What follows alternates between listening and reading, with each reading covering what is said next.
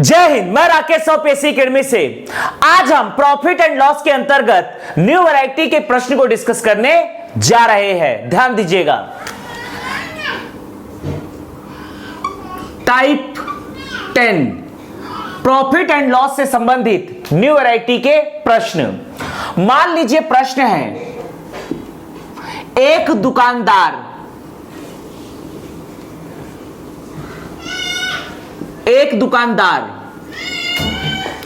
दो घड़ियों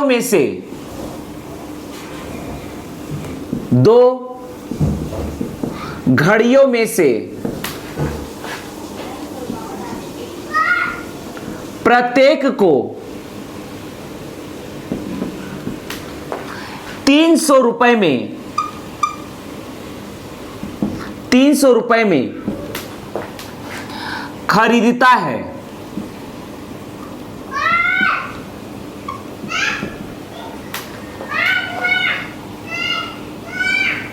वह पहली घड़ी को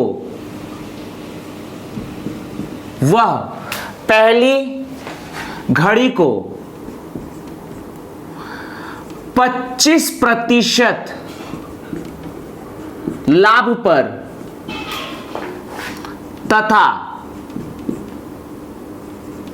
दूसरी घड़ी को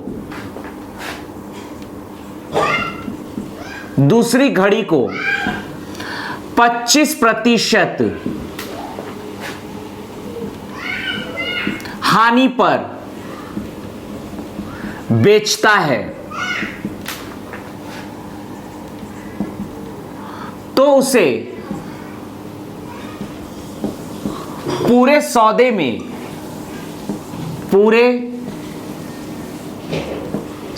में क्या मिला, अर्थात उसे कितने प्रतिशत का लाभ हुआ या कितने प्रतिशत की हानि हुई, यही हमें फाइंड आउट करना है। इसका सॉल्यूशन देखते हैं।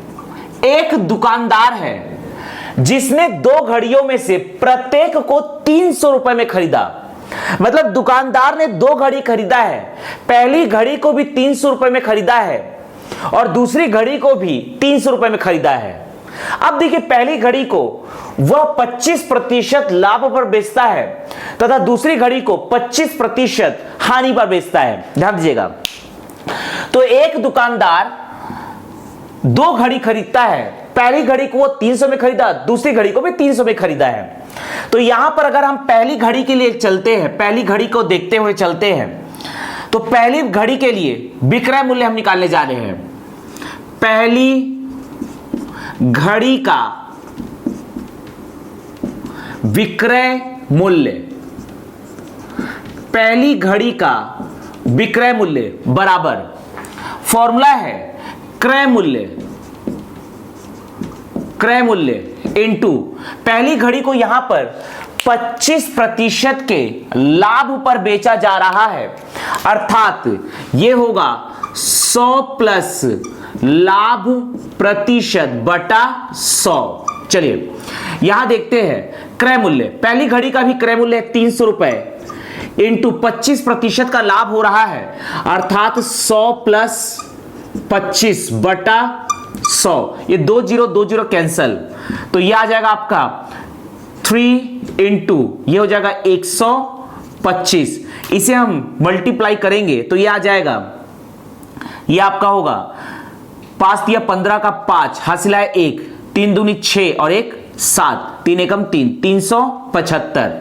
तो 375 पहली घड़ी का विक्रय मूल्य है। इसी प्रकार से हम निकाल लेते हैं दूसरी घड़ी का विक्रय मूल्य। दूसरी घड़ी का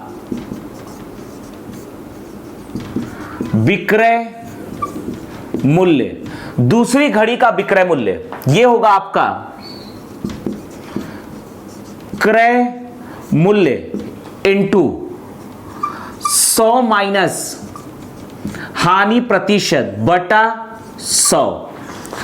तो क्रय मूल्य पहली घड़ी और दूसरी घड़ी दोनों का क्रय मूल्य है 300 रुपए, तो दूसरी घड़ी का भी क्रय मूल्य है 300 रुपए इंटू यहां पर हो रहा है दूसरी घड़ी को 25% की हानि पर बेचा जा रहा है, अर्थात 100 माइनस 25 बटा 100। यहां 20 कैंसिल, तो यह आ जाएगा 3 इंटू 100 में से 25 जाएगा, यह आएगा 75। ध्यान दीजिएगा, यहां मल्टीप्लाई करेंगे तो 3 पंचे 15 का 5 हासिल है 1, 7 या 21 और 1 22, यह आ जाएगा 225 रुपए। अब यहां पर ध्यान दीजिए, ओवरऑल कुल विक्रय मूल्य कितना होगा, दोनों विक्रय मूल्य को से जोड़ दीजिए। तो देयरफॉर कुल विक्रय मूल्य बराबर, पहला विक्रय मूल्य है 375 रुपए प्लस दूसरा विक्रय मूल्य है यहां पर 225 रुपए, दोनों को हम ऐड करेंगे तो ये होगा 5 5 0 हासिल है 1, ये होगा 8 2 10 0 का 1 हासिल है 1, ये हो जाएगा 600 रुपए।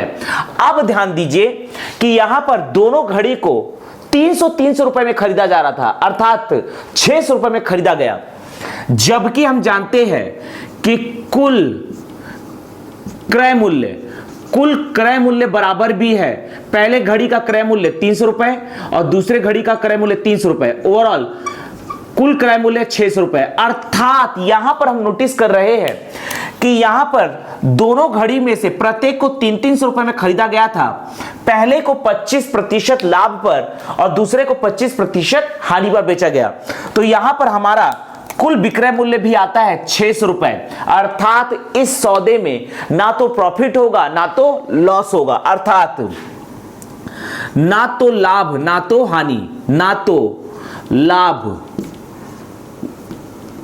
व ना तो हानि, मतलब यहां पर ना तो लाभ होगा ना तो हानि होगा, no profit no loss, no profit no loss.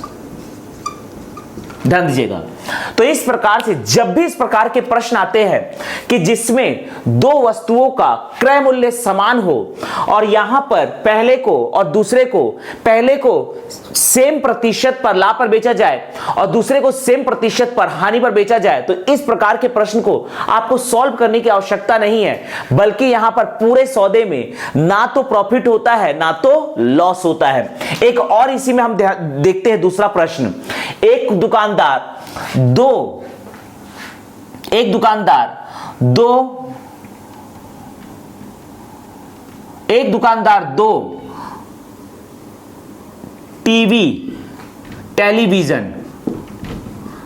Television में से प्रत्येक को 10,000 रुपए में खरीदता है, वह पहले टेलीविजन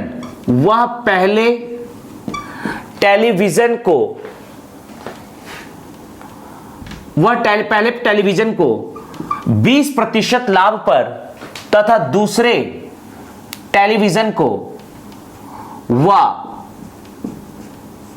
दूसरे टेलीविजन को 20% हानि पर बेचता है, तो उसे पूरे सौदे में क्या मिलेगा? तो इसका फाइनल आंसर होगा नो प्रॉफिट नो लॉस। एक बार सॉल्व करके देखते हैं। पहले टेलीविजन, ध्यान दीजिएगा, इसे हम सॉल्व करके देखते हैं, वेरीफाई करते हैं।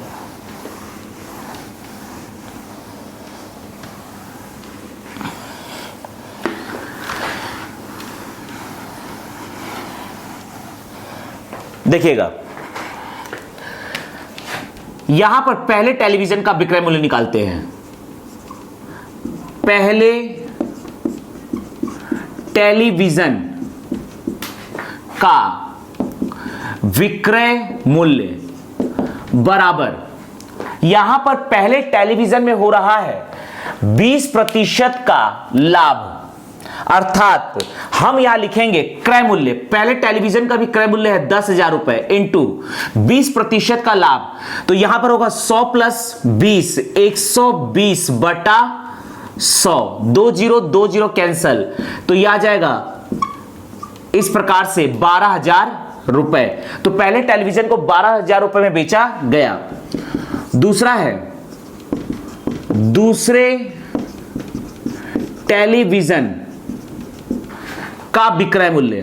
दूसरे टेलीविजन का विक्रय मूल्य बराबर क्रय मूल्य इनटू, यहां पर दूसरे टेलीविजन को 20% के हानि पर बेचा जा रहा है, तो 100 माइनस 20 अर्थात 80/100, 20 कैंसिल, तो ये आ जाएगा 8,000 रुपए।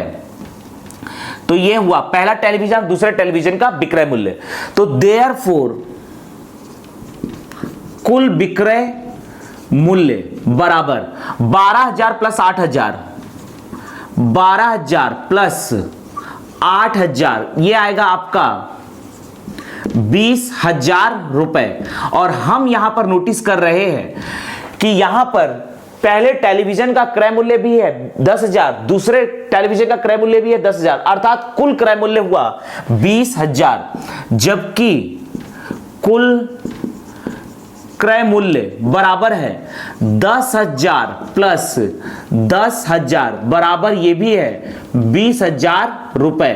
अर्थात इस पूरे सौदे में भी नो प्रॉफिट नो लॉस होगा, नो प्रॉफिट नो लॉस। तो जब भी आपको कोई प्रश्न ऐसा दिया जाता है जिसमें दो वस्तुओं में से प्रत्येक का क्रय मूल्य एक ही हो और उसे पहली वस्तु को मान लीजिए 50% लाभ पर और दूसरी वस्तु को 50% हानि पर बेचा जाए, तो इस प्रकार के प्रश्नों में ना तो प्रॉफिट होता है ना तो लॉस होता है। जय हिंद, जय भारत।